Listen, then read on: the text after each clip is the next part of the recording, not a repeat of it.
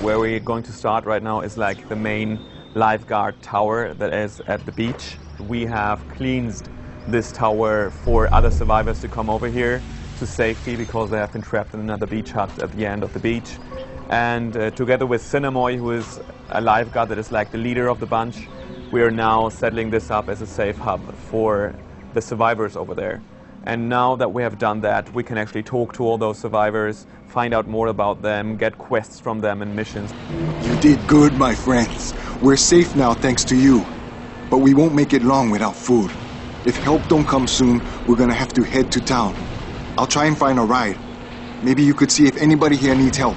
So this is Cinemoy, that is the lifeguard that actually we have been talking about right now, that has pretty much saved us when we were back in the hotel. And from this point on we could go everywhere pretty much because this is open world environment, so we can actually walk around here, go over there, take down the road at the beach, go up to the hotel, or just go up to the lighthouse where we do want to go at this stage. So for that reason I'm right now going to talk to Dominic, and that is an NPC that is trying to repair the antenna on the roof of this tower. This is hopeless!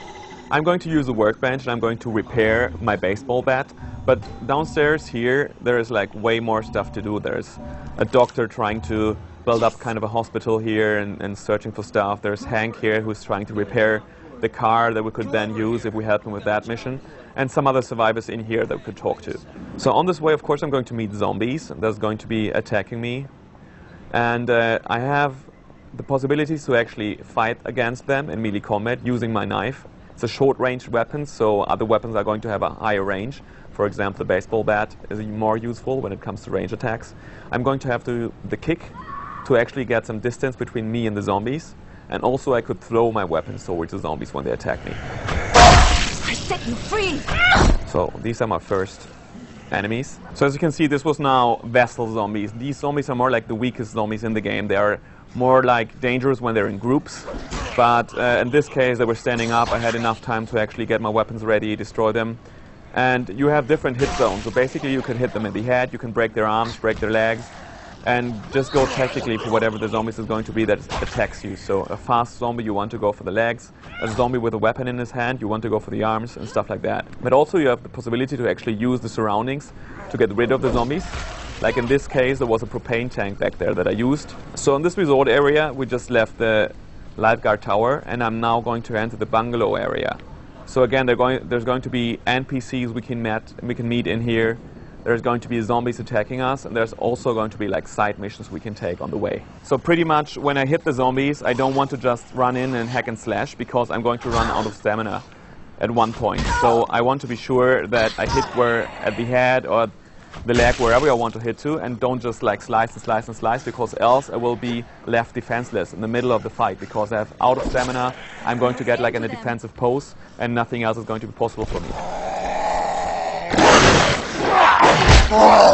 And now that I'm going to pass this bungalow, I'm going to see that there's actually a lady standing in there, and she's asking for our help. In this case, I just don't want to help her, so I'm going to take her car and just leave her alone here.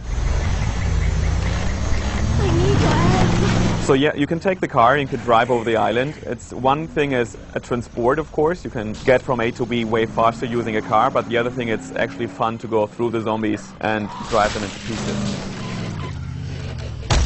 The other option that you have in the game is actually to take the fast travel system. So in the save hubs, there's going to be the possibility to actually get to a map and then say, I want to go to this area now, I want to go to this area now. Because the island is so big that else you're just going to be walking around forever. So these are the three options we give to you if you want to go to the different areas. So we're closing into the lighthouse, and here is another group of survivors that are trying to be safe from attacking zombies. So we get out of our car and are going to be welcomed by a guy that has seen us before. I can't believe you're alive. When we left Cinemoy, you looked like Jesus. Anyway, you better go see to James. I'm sure he'll be surprised as hell to see you still alive and kicking. Follow me, I'll take you to James. So we follow him inside, and I'm going to go to talk to James, who is kind of the leader of this bunch of people here. I'm James. You don't know me, but I sure remember you.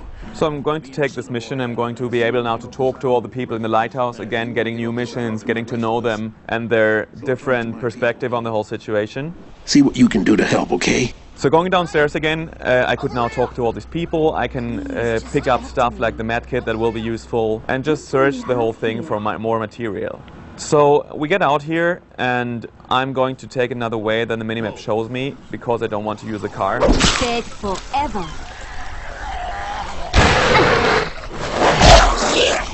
So as you can see here, some people actually try to spell help us with suitcases and crates. And I break the leg there.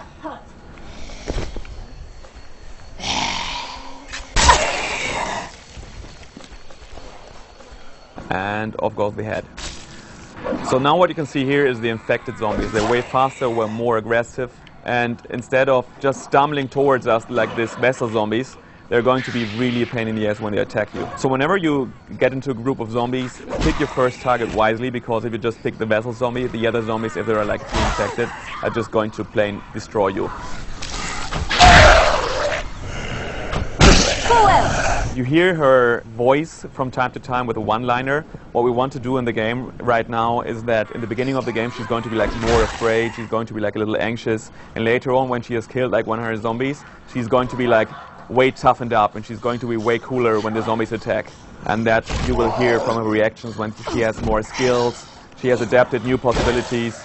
She's going to be way tougher. So we're closing in onto her goal. What we want to do with the game here is that we show the beauty of the island that has turned bad. And so this is one of the best places to actually show that you would still think about, oh, this is a nice place to actually go on holiday and to relax for a couple of days. But at the same time, you're going to be constantly attacked by zombies and people trying to eat your brain.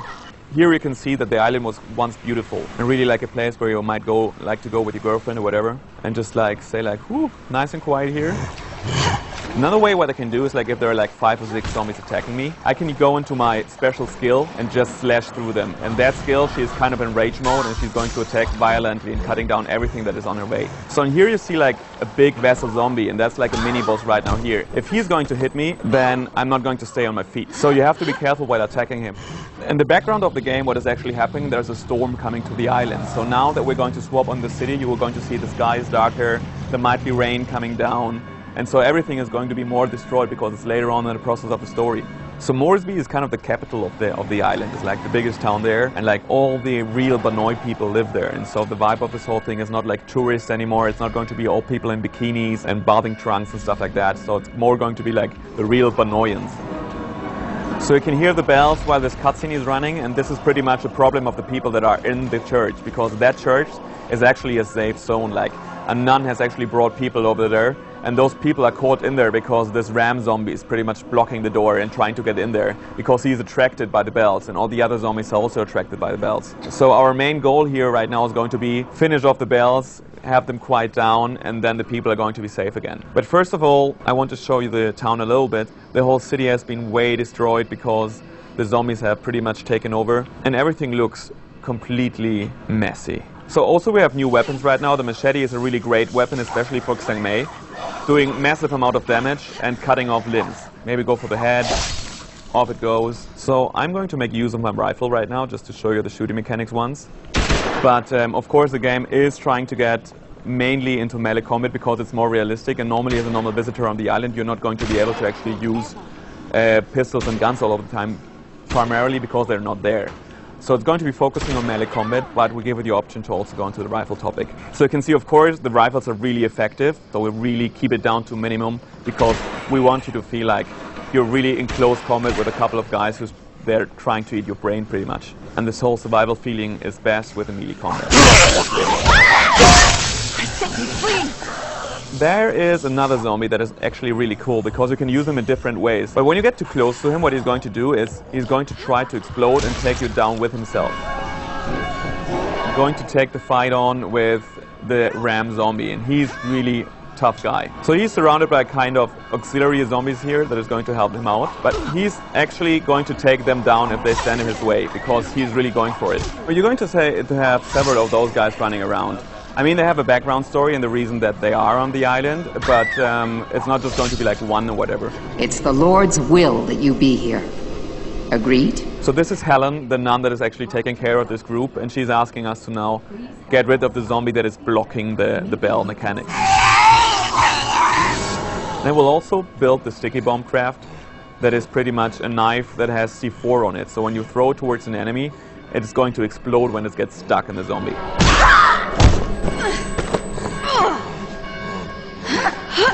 So let's see if I can get him with the sticky bomb. Yeah. So this guy shouldn't do any more hurt. You can see again, gory mess here. But as you can see now, when we go out here, it's way darker. The weather has changed. We have now rain coming down. It's really moody right now. So from the whole sunny beach atmosphere that we had before, we are now in this completely destroyed city, and everything is dark and it's raining, and so we have completely different moods there. On top of that, you can also get into buildings, and when you're in the building and using your flashlight, of course, the atmosphere is going to be completely different too. So there's really a huge variety of things you can actually do on the island, and it's going to feel different all the time. A big island that leaves a lot of stuff to do, 25 to 30 hours of gameplay in there. We have 4-player co-op multiplayer in there. You can play the whole story with friends together. It's seamless, drop in, drop out. A lot of stuff to do, a lot of things to experience, 4 different characters, 4 different character classes. At E3 we're going to show you more of the city, and you're going to be playing multiplayer with 4 players, and you're going to have the full multiplayer experience there. We're looking forward to show you more moving on.